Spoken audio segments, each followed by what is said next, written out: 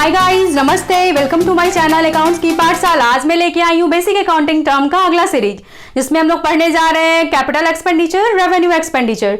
So guys, इस topic से related हम लोग को आगे एक सेपरेट चैप्टर भी पढ़ना है और एग्जाम के पॉइंट ऑफ व्यू से बात करें तो इसमें 1 मार्क्स के क्वेश्चन पूछे जाते हैं, 4 मार्क्स के पूछे जाते हैं, 6 मार्क्स के पूछे जाते हैं और 10 मार्क्स तक का भी क्वेश्चन इससे पूछा जाता है। तो 1 मार्क्स में जैसे ट्रू एंड फॉल्स आ जाएगा, 4 मार्क्स में आइडेंटिफाई करने आ सकता है कि इनकम एक्सपेंडिचर क्या है और रेवेन्यू एक्सपेंडिचर क्या है, 6 मार्क्स में differentiate between capital expenditure and revenue expenditure और 4 मार्क्स में लॉन्ग टर्म टाइप के क्वेश्चन आ सकते हैं, जैसे कि जो न्यूमेरिकल बेस्ड हो। सो गाइस, आज हम लोग अपना कॉन्सेप्ट क्लियर करेंगे ताकि हम लोग 10 मार्क्स से फ्री हो सके।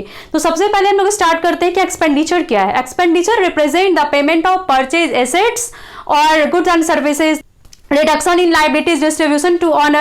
It could be any type of payment in same accounting year is become an expense. So it means any type of payment for receipt of benefit is termed as expenditure. मतलब business में कोई भी ऐसा खर्च किया गया हो जिससे कि उसके बदले में हमें बेनिफिट रिसीव हो रहा है, उसे हम लोग एक्सपेंडिचर कहते हैं। सो गाइज, एक्सपेंडिचर जो 3 टाइप का होता है, capital expenditure, revenue expenditure and deferred revenue expenditure. तो कैपिटल एक्सपेंडिचर क्या है? कैपिटल एक्सपेंडिचर देखिए क्या क्या कैपिटल एक्सपेंडिचर में मेरा आता है। लॉन्ग टर्म बेनिफिट हो जाएगा, more than accounting period, non recurring nature, capital assets and capital liabilities को जनरेट करता है और ये बैलेंस शीट में दिखलाते हैं हम लोग। और ये increase in efficiency of machinery. मतलब capital expenditure which means any type of expenditure which is incurred to increase in value of fixed assets। मतलब कोई भी ऐसा खर्च किया गया हो जिससे कि फिक्स एसेट्स के वैल्यू को इंक्रीज किया जाए, जिससे उनकी बिजनेस का अर्निंग कैपेसिटी को बढ़ाया जा सकता है। जैसे कि for example money spent on purchase of machinery, land and building, furniture etcetera. तो कोई भी ऐसा खर्चा जिससे कि हमें लॉन्ग पीरियड तक हमको बेनिफिट उससे मिलता चला जाए।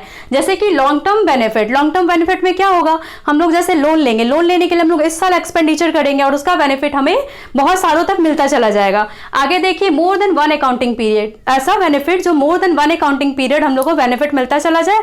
सपोज कोई बिजनेस को स्टैब्लिश किए, उसको स्टार्ट करने से पहले हम लोग लाइसेंस फी लिए या फिर पेटेंट करवाएं हम लोग, तो ये सब में जो खर्च हो रहा है, एक्सपेंडिचर हो रहा है, वो हम लोग करवाएंगे तो स्टार्टिंग में, लेकिन उसका बेनिफिट बहुत आगे तक हम लोग को मिलने वाला है। आगे देखिए, non recurring nature. Non recurring nature का मतलब जो रेगुलर कोर्स ऑफ एक्टिविटीज में नहीं हो, जो मतलब बार बार नहीं हो, पूरे फाइनेंशियल ईयर में एक बार हो। सपोज हम लोग कुछ मशीनरी परचेज किए, उसका इंस्टॉलेशन चार्ज, उसका ट्रांसपोर्टेशन चार्ज, ये सब मेरा नॉन रिकरिंग में आएगा। सपोज कोई बिल्डिंग कंस्ट्रक्शन किए, उसका पेंटिंग वगैरह करवा रहे हैं, तो ये सब जो होता है वो मेरा रेगुलर नेचर का नहीं है, नॉन रिकरिंग नेचर का है। अब आगे देखिए, चूंकि ये कैपिटल एक्सपेंडिचर है तो इसीलिए ये कैपिटल नेचर का कैपिटल एसेट्स और कैपिटल लायबिलिटीज को जनरेट करता है। कैसे? अगर हम लोग कुछ मशीनरी परचेज करते हैं फॉर अपने बिजनेस की इफिशियंसी को बढ़ाने के लिए, तो यहाँ देखिए लैंड एंड बिल्डिंग को अगर परचेज किया गया इन्वेस्टमेंट के पर्पज से, अगर हम लोग मशीनरी खरीद के अगर लाते हैं तो उससे मेरा प्रोडक्शन का काम होगा, तो प्रोडक्शन का काम होगा तो उससे मेरा आउटपुट होगा।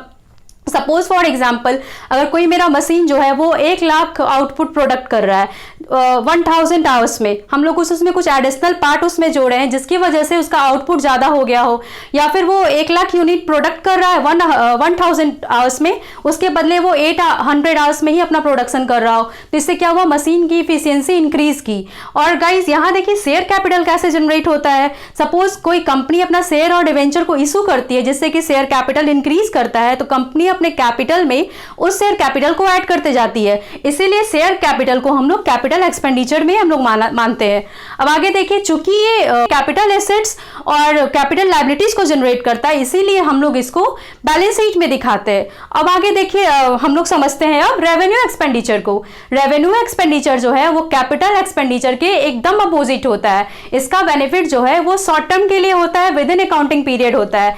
जैसे कि for example cost of goods sold, या फिर सैलरी देना, रूम रेंट देना, वेजेस देना, इलेक्ट्रिसिटी चार्ज देना, मतलब ऐसा एक्सपेंडिचर जिसका पूरा बेनिफिट हमें 1 अकाउंटिंग पीरियड में मिल जाए, उसे हम लोग रेवेन्यू एक्सपेंडिचर कहते हैं। ये जैसे रिकरिंग नेचर का होता है। सपोज गाइस, कुछ फर्नीचर वगैरह परचेज हुआ और उसको सेल किए, सेल करने पे जो उससे लॉस अगर आए, उस लॉस को हम लोग रिकरिंग नेचर के मानेंगे जो रेवेन्यू में जाएगा। सपोज हम लोग कोई मशीन परचेज किए और उसको सेल करने वाले हैं, तो उसका सेल करने से उसका प्राइस क्या है, उसके लिए हम लोग उसके ऊपर डेप्रिसिएशन चार्ज करते हैं, 4 मंथ बाद या 6 मंथ बाद या 8 मंथ बाद जब भी उसको सेल कर रहे हैं तो उसका डेप्रिसिएशन चार्ज करेंगे। तो वो मेरा क्या हो गया, रेकरिंग नेचर का हो गया, यानी वो मेरा रेवेन्यू आइटम हो गया। आगे देखिए, ये regular operation from normal course of business से हुआ। अगर हम लोग किसी गुड्स को सेल कर रहे हैं, परचेज कर रहे हैं, तो ये मेरा क्या हो गया, नॉर्मल कोर्स ऑफ बिजनेस हो गया। हम लोग अगर किसी को रेंट दे रहे हैं, किसी को सैलरी दे रहे हैं, तो वो मेरा क्या हो गया, रेवेन्यू एक्सपेंडिचर हो गया। आगे देखिए, ये करेंट एसेट्स और करेंट लायबिलिटीज को जनरेट करता है। कैसे?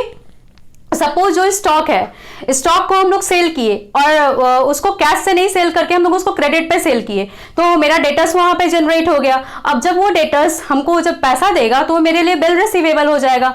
ठीक उसी तरीके से करेंट लायबिलिटीज, यहाँ पे गुड्स को परचेज किया गया है क्रेडिट बेसिस पे, इसलिए क्रेडिटर जनरेट हो गया। उसके बाद जब वो बिल पे करेगा डेटर्स, तो उसके लिए फिर वो बिल्स पेबल जनरेट हो गया। और जो भी हम लोग इनकम हुआ है मेरे ऑल ओवर फाइनेंशियल ईयर में, उसका हम लोग इनकम टैक्स पे करेंगे या सेल टैक्स पे करेंगे, तो वो मेरा रेवेन्यू नेचर का हो जाएगा। अगर सपोज बैंक में सपोज 10,000 है और उसका हम लोग 11,000 विड्रॉन कर लिए, तो वो ओवरड्राफ्ट हो जाएगा। तो बैंक का बैलेंस मिलाने के लिए विद इन अकाउंटिंग पीरियड हमको उस पैसे को चुकाना होगा। तो इस तरीके से ये सब मेरा करेंट लायबिलिटी जिसमें जनरेट होता है। So guys, revenue expenditure is also part of government expenditure, not in case of creation of assets but the payment of salary, pension, subsidiaries etcetera. तो revenue expenditure is also incurred by the government for its operational needs. जैसे for example, money spent on construction of school, colleges, hospital, road, bridge, और आगे बहुत सारे construction के लिए वो पैसा खर्च करते हैं गवर्नमेंट। तो गाइज, गवर्नमेंट अपने कंट्री को भी सेफ रखने के लिए, इंटरनल और एक्सटर्नल एनिमीज से भी बचाने के लिए तरह तरह के रेवेन्यू एक्सपेंस करते रहते हैं। सो गाइज, आज हम लोग समझे कैपिटल एक्सपेंडिचर के बारे में और रेवेन्यू एक्सपेंडिचर के बारे में। तो इसको आइडेंटिफाई करने के लिए हम लोग को सबसे पहले नेचर ऑफ बिजनेस का पता होना चाहिए। अगर हमको नेचर ऑफ बिजनेस पता रहेगा तो हम आसानी से कैपिटल एक्सपेंडिचर और रेवेन्यू एक्सपेंडिचर को हम लोग आइडेंटिफाई कर सकते हैं। अब आगे देखिए, deferred revenue expenditure. Deferred revenue expenditure क्या है? डेफर्ड रेवेन्यू एक्सपेंडिचर जो है वो रेवेन्यू एक्सपेंडिचर की तरह होता है, लेकिन इसका benefit with in accounting period नहीं मिलता है, बल्कि कुछ सालों के बाद इसका बेनिफिट मिलना शुरू हो जाता है।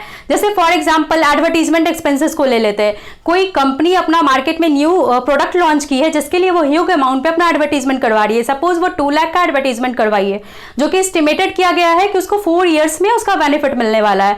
तो ये 4 ईयर्स में ये 2 लाख को स्प्रेड कर दिया जाएगा। हर year 50,000, 50,000, 50,000 and 50,000 1 to 4 year profit and loss account में एडवर्टीजमेंट एक्सपेंस के नाम से दिखाते चले जाएंगे।